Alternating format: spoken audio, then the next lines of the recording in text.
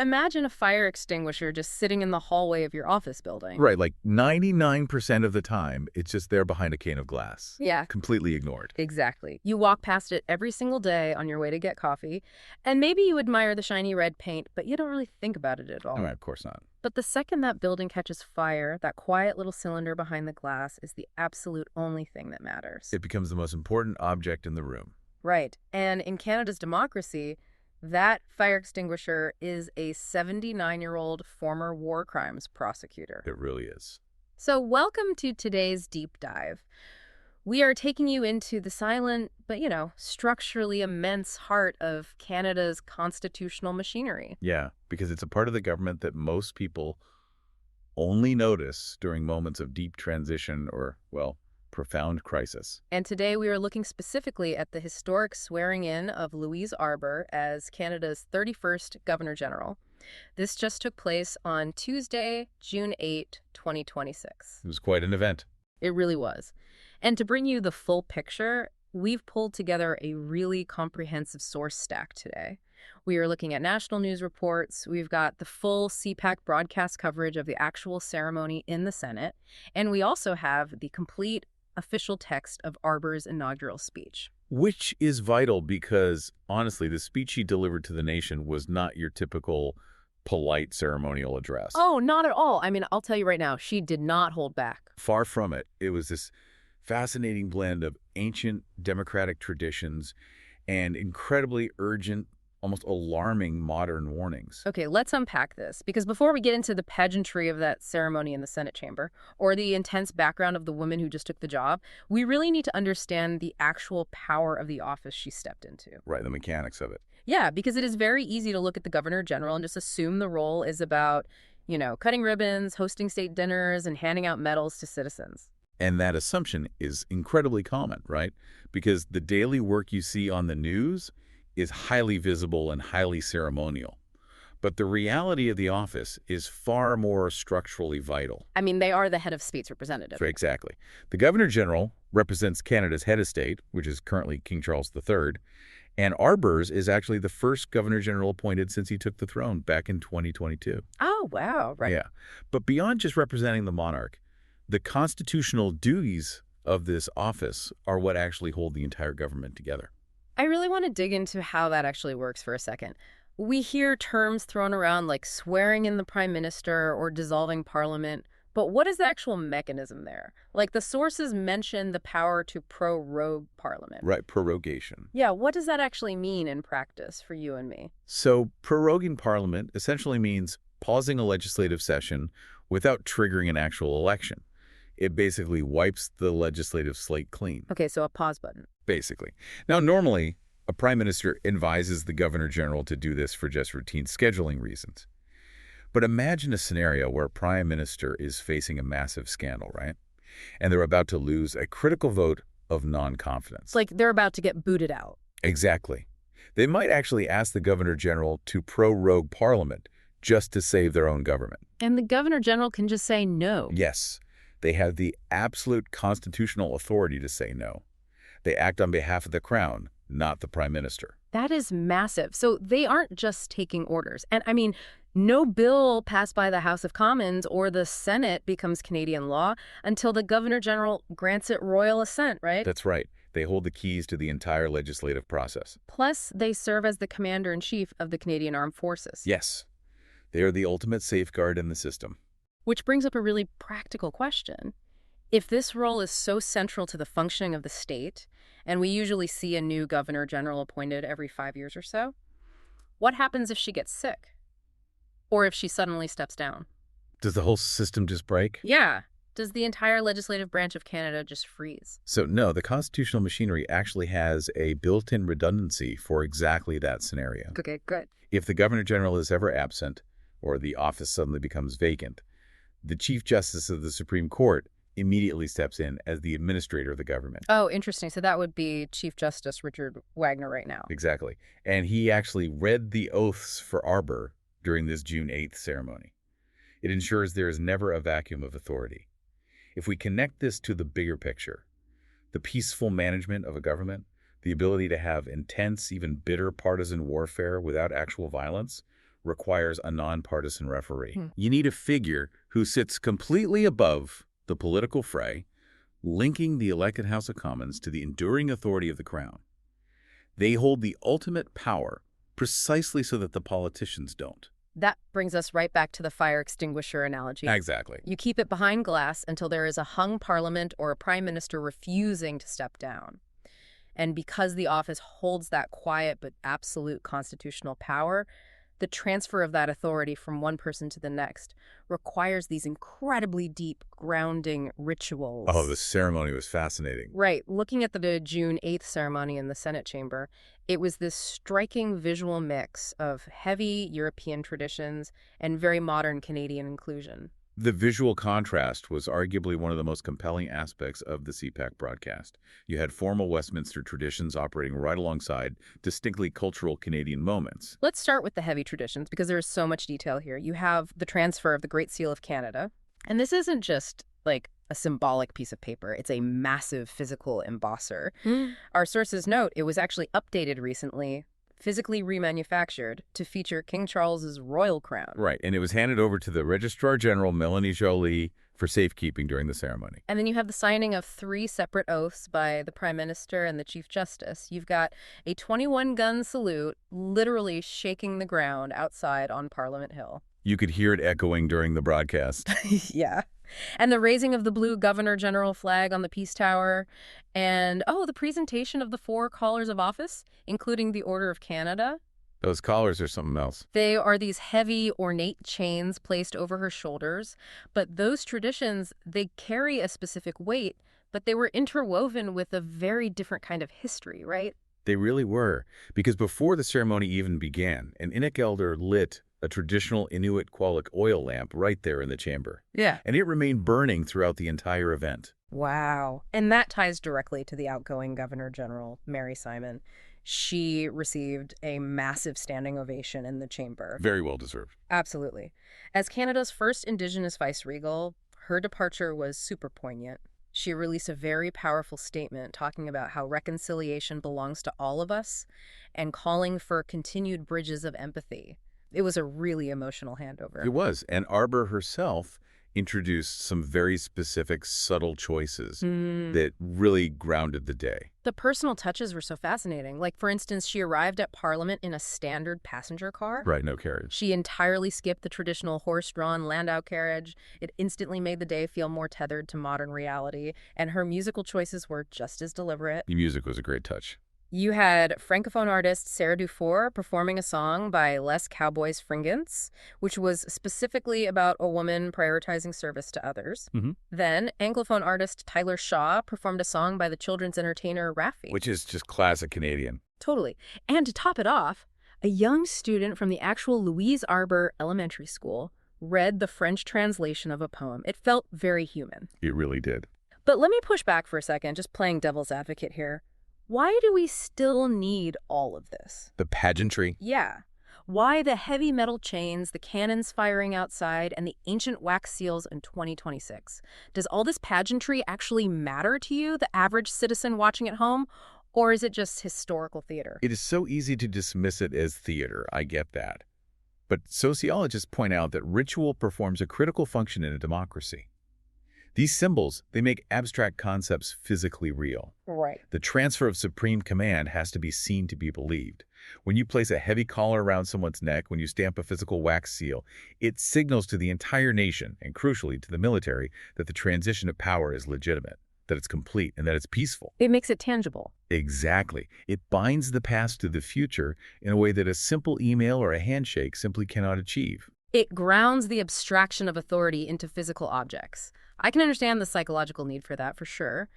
But ultimately, all the weight of those collars and all the history of those seals rests on the shoulders of the person actually taking the oaths. Yes, the person matters most. And to understand the tone of the inaugural speech Arbour delivered, we really have to look at who she actually is, because her background is completely unprecedented for this role. Her resume is just staggering. She is not a career diplomat. No. And she's not a lifelong politician who has spent decades navigating polite Ottawa society. Not even close. She is a 79-year-old former Supreme Court justice, but before that, she was a globally feared international prosecutor. Yes. She served as the chief prosecutor for the international criminal tribunals for Yugoslavia and Rwanda. And here's where it gets really interesting. She made global history not once, but twice. It's incredible. First, she was the absolute first prosecutor in history to indict a sitting head of state. Slobodan Milosevic. Yes, Serbia's Slobodan Milosevic for crimes against humanity. I mean, think about the legal courage that takes, right? Piercing the field of state sovereignty to go after a leader while they are still in power. Unheard of at the time. And second, she secured the very first conviction for genocide since the 1948 convention in a case against a former Rwandan mayor. Oh, and she also prosecuted sexual assaults as crimes against humanity for the first time in international law. She has spent a significant portion of her career staring directly into the abyss of human cruelty. I mean, she has analyzed and confronted the absolute worst outcomes of societal collapse. And her personal journey makes that global impact even more fascinating. The sources detail her roots growing up in Montreal. Right. She was raised in a very homogenous environment, attending a Catholic girls' school run by nuns wearing a strict daily uniform. And get this, at age 20, she actually vowed she would never wear a uniform again. And look at her now. Right. Only to spend the rest of her life putting on the heavy, formal robes of a judge and now the uniform of the commander-in-chief. But looking at her history-hunting warlords, a big question jumps out. Which is? How does someone who has stared down the worst war criminals on the planet transition into a unifying ceremonial figurehead for Canada? Well, her exposure to the breakdown of society is exactly what makes her so suited for this moment. Really? How so? Think about it. When you've spent years working in regions ravaged by war, ethnic cleansing, and extreme poverty places where the rule of law has completely disintegrated, you develop a profound, visceral appreciation for a society that manages to function peacefully. Oh, I see. She understands intimately what happens when democratic institutions fail. So when she speaks to Canadians about protecting our democracy, she isn't relying on untested academic idealism. She's seen the alternative. Exactly. She's speaking from empirical experience, and that grants her an unshakable moral authority. And she brought every ounce of that moral authority directly into her first address to the nation. She didn't just offer pleasantries and thank yous. No, she did not. She delivered a speech that actively challenged Canadians to look in the mirror. She really diagnosed a specific modern tension. She explicitly warned that extreme polarization is dangerous, which, is a sentiment we hear often. Sure. But she paired it with a much more counterintuitive warning. She stated that extreme consensus is also incredibly dangerous. That really stood out to me. Extreme consensus, meaning we aren't arguing, we aren't thinking critically, we're just nodding along. Yes. She argued that a resilient country is built through the peaceful management of our differences. We need friction. We have to disagree. Right. She pointed to institutions like universities, the media, courtrooms, and the arts. Those are the designated arenas where our differences are supposed to clash safely and productively. And she balanced this heavy philosophical warning with some very relatable Canadian observations, like she poked fun at our national self-deprecation. That was a great moment. She said, "We don't think we are perfect, but we believe we're pretty well on the way there," which got a huge laugh in the Senate chamber. But the most memorable parts of the speech were these two incredibly vivid stories she told to illustrate her points. The anecdotes were so effective. The first was an encounter she had in the 1990s outside the United Nations in New York. It serves as a brilliant lesson in cognitive bias. So Arbour is talking to a young Chinese tourist and asks what she thinks of New York. And the tourist looks around and replies, "It is so old." Which is not what you expect to hear about New York. Right. Arbour was completely stunned. She realized in that moment that she had been projecting a massive historical narrative onto this young woman. Arbour assumed the tourist was from an ancient, centuries-old culture, marveling at the vibrant, modern pinnacle of an American city. But the reality was the tourist was likely from Shenzhen or Shanghai, these glittering, ultra-modern metropolises built of glass and steel. And to her, 1990s New York looked dated and crumbling. It was a masterclass in recognizing and checking your own assumptions. Complete. What's fascinating here is how she scales that personal anecdote up to the national project. Canada is a diverse country built by people arriving with very different histories. If we constantly project our own narrow assumptions onto our neighbors, We fundamentally fail to see the reality of who they are and what they're trying to contribute. And that idea of contribution ties perfectly into her second story, which was the parable of the three stonemasons. Yes, a classic. So a traveler walks up to three stonemasons and asks what they're doing. The first mason says, "I'm cutting stones." The second mason says, "I'm building a wall." The third mason looks up and says, "I'm building a cathedral." I love that. Arbour used this ancient story to urge Canadians to elevate their perspective.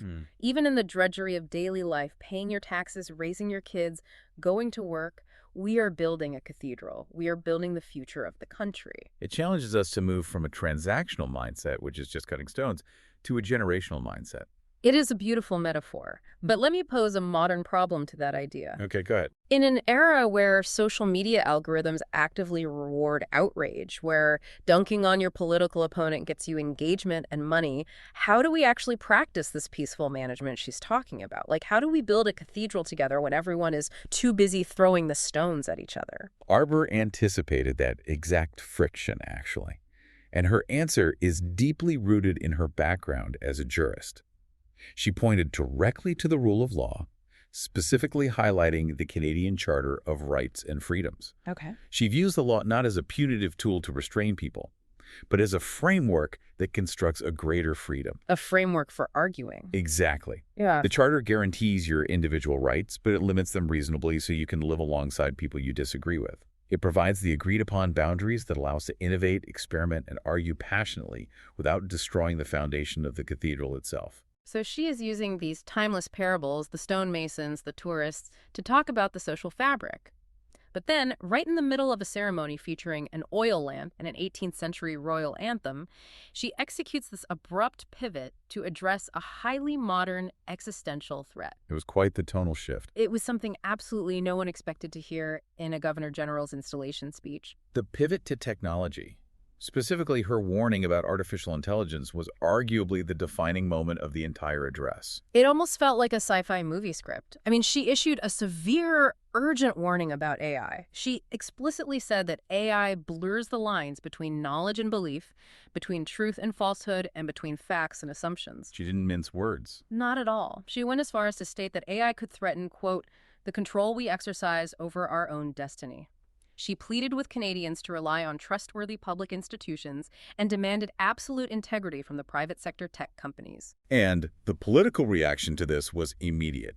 Looking at our sources impartially, politicians in attendance quickly noted the context of her remark. Right, because we're just looking at what the sources say here. Exactly. NDP leader Avi Lewis specifically pointed out that there was a significant amount of daylight between Arbour's strict, urgent warnings about AI regulation and the current government's recently released AI strategy, which takes a notably less regulatory approach. Interesting. Her words did not land in a vacuum, They landed right in the middle of an active political debate. So what does this all mean? The contrast is just wild to me. We have 21-gun salutes and heavy medals of office, and the centerpiece of the speech is a warning about algorithms hijacking human destiny. Is it normal for a governor general to wade into a topic like tech regulation? It feels dangerously close to debating partisan policy. It walks an incredibly fine line. A governor general must absolutely avoid partisan policy debates. You will never hear them dictate tax rates, healthcare funding, or trade tariffs. Right. However, warning about massive societal shifts that threaten the fundamental fabric of democracy is exactly within their mandate. Because if AI destroys our shared reality, if we can't even agree on what a basic fact is anymore, then democracy simply breaks down. That is the core of it. The democratic debate she championed earlier, the peaceful management of differences in courts and universities, becomes utterly impossible if people are living in completely different, algorithmically generated realities. Wow. As the ultimate defender of the Constitution, warning against the erosion of shared truth is arguably her highest duty. She isn't debating software code. She is defending the concept of reality so that democracy can continue to function. That is a chilling but profound way to understand her role. Well, we have covered a massive amount of ground today. We really have. We have explored how the Governor General functions as the quiet but essential constitutional bedrock of Canada, that fire extinguisher behind the glass.